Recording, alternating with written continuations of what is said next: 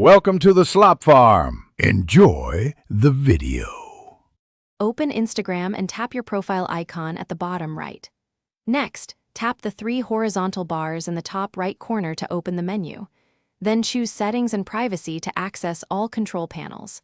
Underneath Settings, look for Privacy to view account, interactions, and story controls.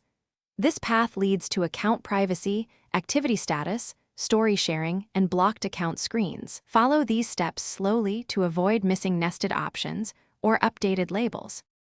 Switch to a private account to approve follower requests before they see your posts. Require approval for tags and mentions by adjusting tagging and mention settings under privacy controls. Turn off activity status to hide when you were last active from other accounts. Enable two-factor authentication to add a 6-digit code or authentication app step when logging in. Review connected apps and revoke access to unknown services from the security section in Settings. Limit story sharing by toggling, allow sharing and choosing close friends for selective visibility. Adjust story controls to hide stories from specific people or to prevent message replies. Block or restrict accounts to stop unwanted messages, comments, and mentions immediately.